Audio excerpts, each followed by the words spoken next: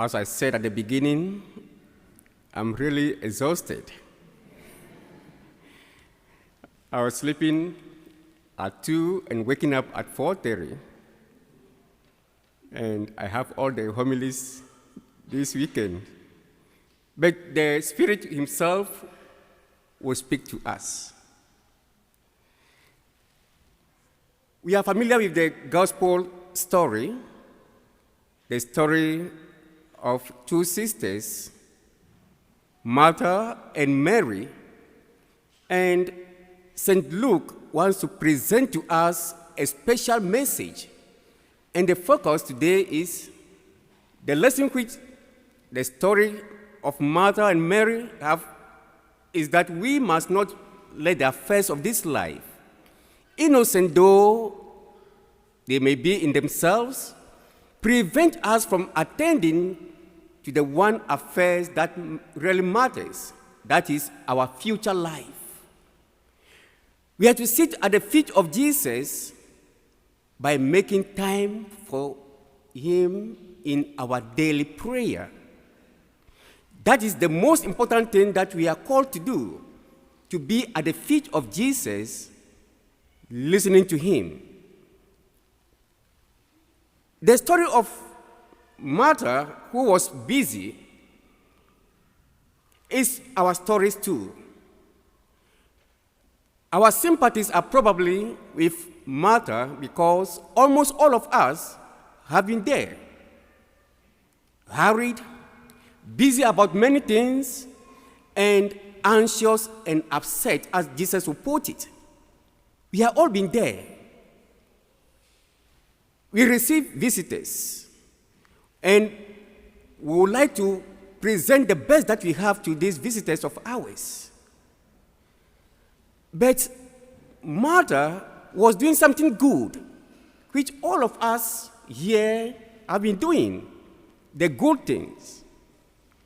But we need to go beyond the good because we have good, better, best. Jesus is telling us that Mary has chosen the better part. So we should also not be comfortable with the good that we do every day, but strive a step ahead to be better. And what are the lessons that Mary presents to us today? The first lesson is that what counts in life is not the only event we plan or the things we do for each other. Rather, it is the time we are willing to give to one another. Our time to each and every one of us, you as a husband, giving your time to your wife, a wife giving her time to the husband, parents giving their time to their children, children having time for their parents, colleagues or friends having time together. That is what is most important in life. So Mary is telling us that being at the feet of Jesus, she was giving that time to the Word of God. So we need to have time for one another. Then secondly, Mary models for us the importance of listening. When we listen, we are saying we care, we love, we are for you, I am there for you. But the question is, do we listen to one another? Do husbands listen to their wives? Do wives listen to their husbands? Do children listen to their parents? Do we listen to our friends, our relatives? We need to give that listening ear to one another so that we can have a change in that person's life. Then thirdly, Mary models for us the importance of how we relate to each other becomes a mirror image, the flip side of how we relate to God. We need to have that union with God every day in our lives.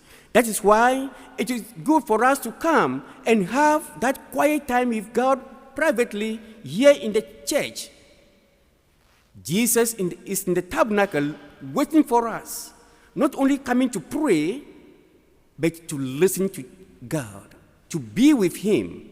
And we can also listen to Him when we read the scriptures, because the scriptures is the word of God. God incarnate among us. Jesus coming into our world to be with us. And He is that word of God speaking to us when we read the scriptures. So my dear brothers and sisters, we are called not only to be busy, to be good. Let us move ahead to be better or even best, so that we can have that union with God and always listening to Jesus speak to us.